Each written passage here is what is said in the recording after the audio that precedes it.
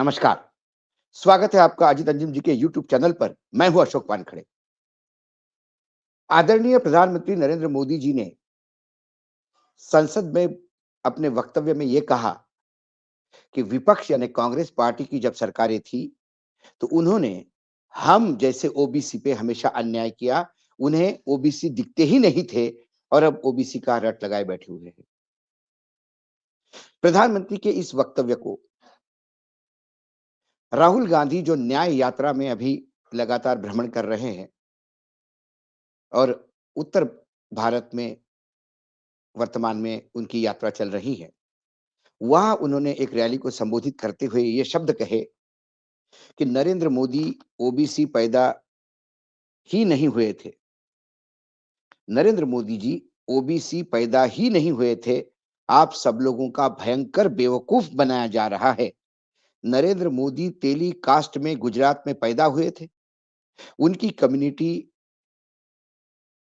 को बीजेपी ने ओबीसी बनाया। वो जनरल कैटेगरी में थे। इसके बाद जो वक्तव्य आया भाजपा की तरफ से, सरकार की तरफ से, खासकर पीएमओ ने दिया। पीएमओ ने कहा कि जुलाई 25 1994 में गुजरात ने उन्हें ओबीसी बनाया, जबकि कांग्रेस की चिमन भाई मेहता की सरकार थी। 4 अप्रैल 2000 को मोदी जी और 4 अप्रैल 2024 को 2000 को सॉरी, मोदी तब तक पावर में नहीं थे। 2001 में मोदी सीएम बने। ये वक्तव्य पीएमओ का है। इसमें सच्चाई क्या है? मोदी जी तेली समाज से आते हैं, ये सच्चाई है। लेकिन राहुल गांधी ने जो बोला और सरकार ने जो कहा, इसके बीच में सत्य अर्धसत्य की लड़ाई है। राहुल गांधी ने कतई नहीं कहा कि मोदी जी ने अपने सरकार में होते हुए तेली को ओबीसी बनाया। उन्होंने कहा कि बीजेपी गवर्नमेंट ने तेली को ओबीसी लिस्ट में लाया। मोदी जी ओबीसी पैदा नहीं हुए थे, ये तथ्य है। इसको पीएमओ भी नकार नहीं सकता कि पीएमओ का खुद का कहना है कि जुलाई 25 1994 में गुजरात स्टेट ने उन्हें ओबीसी बनाया, जब कांग्रेस की सरकार थी। मोदी जी का जन्म 1994 के पहले का है। तो राहुल का ये कहना कि मोदी जी ओबीसी पैदा नहीं हुए थे, वो जनरल कैटेगरी के थे। बाद में बीजेपी सरकार ने उन्हें ओबीसी बनाया। अब कैच यहाँ है कि ओबीसी इनको किसने बनाया? अब देखिए, यदि हम गुजरात की बात करें, तो गुजरात में जो मतलब यदि तेली क्या है, यदि हम देखें, तो जो national commission for backward classes है एनसीबीसी, इसके अनुसार घानी से तेल निकालने वाली कम्युनिटी को तेली कहते हैं। अब जब गुजरात में छबिलदास मेहता की सरकार थी, तो उन्होंने 25 जुलाई 1994 को 94 को जो लगातार पीएमओ कह रहा है, इस समय इस नोटिफिकेशन निकाला एक 25 जुलाई को, और उस नोटिफिकेशन में उन्होंने कहा कि ये जो तेली समाज है, ये गुजरात में social and economical backward classes SEBC में लाया गया। ओबीसी नहीं, एसईबीसी। तो 25 जुलाई 1994 का नोटिफिकेशन जो पीएमओ कोट करता है वो गलत है। वो ओबीसी नहीं था, एसईबीसी था, social and economical backward class. अब फिर 20 जून 1995 को एक नोटिफिकेशन निकला। उसमें ये कहा गया कि तेली और मोद घाची, जो मोदी जी आते हैं जहां से, तेली और मोद घाची, ये 25 ए लिस्ट में, जो ईसीबीसी की जो लिस्ट है उसमें 25 ए माने जाएंगे। और घाची मुस्लिम, जो मुस्लिम कम्युनिटी, मुस्लिम धर्म में भी तेली आते हैं, घाची मुस्लिम, ये 25 नंबर पे थे। और 25 ए पे तेली और मोदघाटी थे। ये नोटिफिकेशन हुआ। फिर अगस्त 1997 में अहमदाबाद में एनसीबीसी यानी national commission for backward classes के बेंच ने एक हियरिंग किया। जो कास्ट को बीच-बीच में ऐसे बेंच हियरिंग करती रहती है कि कोई कास्ट यदि छूट जाती है तो उसको इंक्लूड करने के लिए। तब तैलिक साहू महासभा जो गुजरात राज्य की थी, उन्होंने एक प्रेजेंटेशन दिया और उस प्रेजेंटेशन में तेली, मोदघाटी इनको ओबीसी में इंक्लूड करने की रिक्वेस्ट की और तमाम दलीलें दी। उन्होंने कहा कि मंडल की लिस्ट में हम हैं और एनसीबीसी के लिस्ट में हम नहीं हैं। जबकि घाटी मुस्लिम जो हम में से ही एक है, वो दोनों लिस्ट में हैं।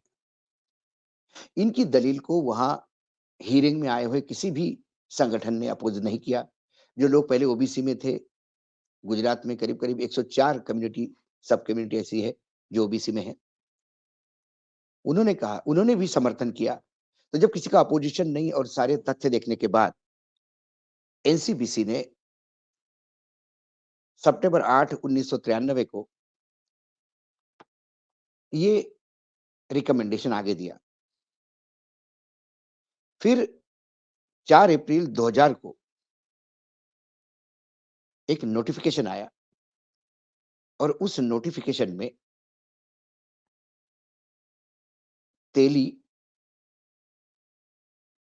और मुस्लिम जो समाज के जो लोग थे, तेली, घाची, ये तमाम लोग ओबीसी में आए।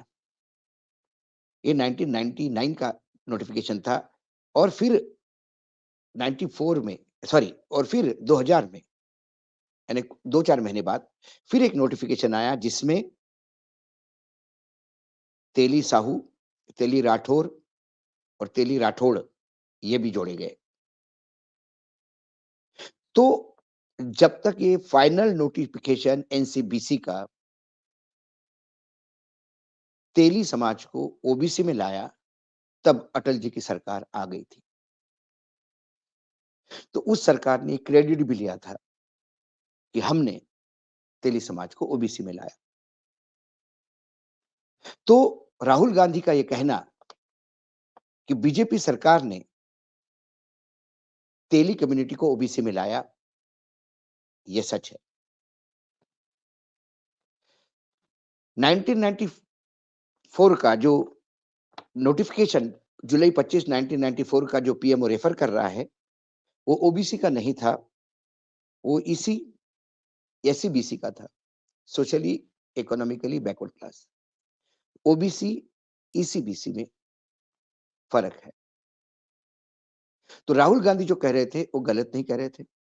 उन्होंने कतई नहीं कहा कि मोदी जी ने स्वयं को अपनी जाति को इंक्लूड किया, क्योंकि पीएमओ का स्टेटमेंट ये भी क्लेरिफिकेशन देता है कि जब तेली समाज 2000 में ओबीसी में आया, जो फाइनल नोटिफिकेशन आया, तब नरेंद्र मोदी किसी भी पावर पे नहीं थे। 2001 में वो मुख्यमंत्री बने। मोदी जी ने स्वयं को ओबीसी किया, ये कतई राहुल गांधी ने नहीं कहा।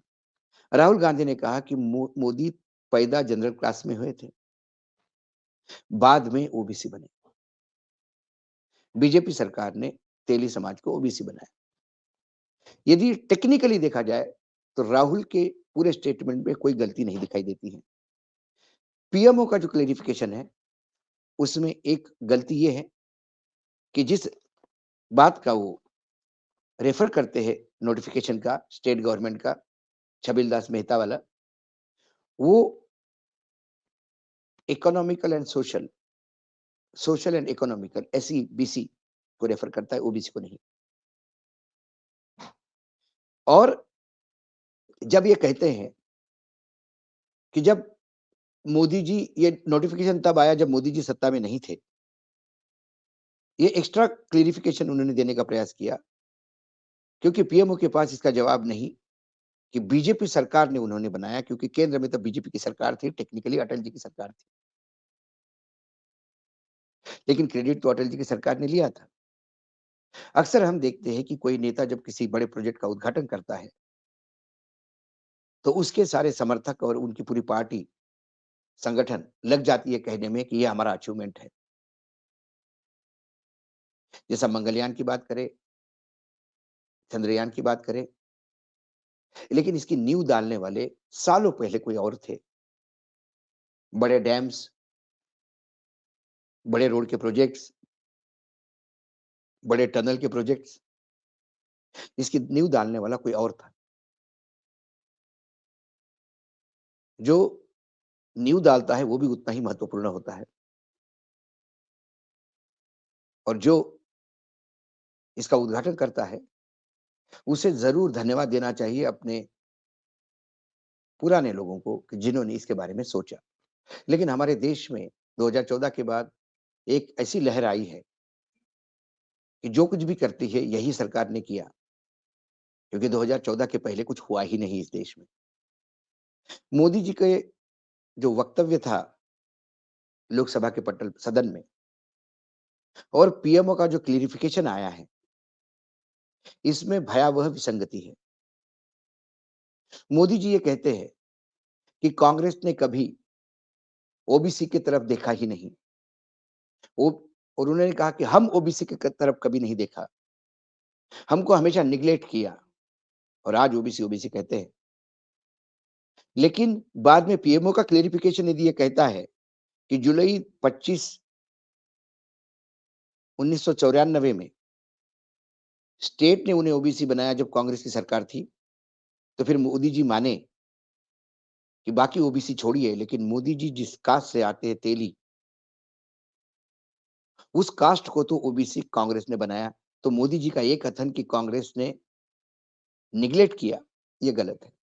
हालाँकि कांग्रेस ने, क्योंकि राज्य सरकार ओबीसी डिक्लेयर नहीं करती, राज्य सरकार एक सेंट्रल गवर्नमेंट करती है।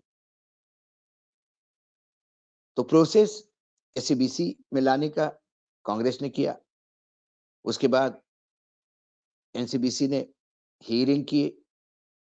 हियरिंग करने के बाद कागज बनते हैं, नोटिफिकेशन निकलते हैं, रिकमेंडेशन जाते हैं, बहुत बड़ा लंबा प्रोसेस होता है, बहुत डिटेलिंग में जाना होता है। नाम का स्पेलिंग ये भी मायना रखता है, राठौड़ और राठौर, ये भी ध्यान रखना पड़ता है। ये सब करते हुए जब तक ये ओबीसी में फाइनल नोटिफाई हुआ, तब अटल जी की सरकार थी। तो पीएमओ बीजेपी की सरकार को मोदी जी की सरकार बोल के अपने ऊपर ले रहा है, और ये बताने का प्रयास कर रहा है कि राहुल गांधी झूठ बोल रहे हैं, क्योंकि तब मोदी सत्ता में नहीं थे। राहुल गांधी ने कभी मोदी जी का नाम नहीं लिया, उन्होंने कहा बीजेपी सरकार, जो अटल जी की सरकार थी। तो वो एक तथ्यात्मक गलती है। और दूसरी, यदि बीजेपी ये कहती है कि 1994 में ही ओबीसी बना लिया, तो फिर ये आरोप गलत हो जाता है कि कांग्रेस ओबीसी का ध्यान नहीं रखती। और यदि कांग्रेस ओबीसी का ध्यान नहीं रखती, तो ये यदि socially and economical backward class में आता है, तो फिर ओबीसी में कैसा? तो कुल मिलाकर हमारे यहाँ मिस इन्फॉर्मेशन, नरोवा कुंजरोवा का खेल रोज हो रहा है, और ऐसे में कम से कम पार्लियामेंट के सदन पे तथ्य रखे जाते थे। अब एक बात तो तय है कि पार्लियामेंट के सदन में भी पूरी ताकत के साथ झूठ बोला जा रहा है। आज इतना ही, कल फिर आऊँगा किसी विषय के साथ, तब तक के लिए नमस्कार। देखते रहिएगा अजीत अंजुम जी का यूट्यूब चैनल।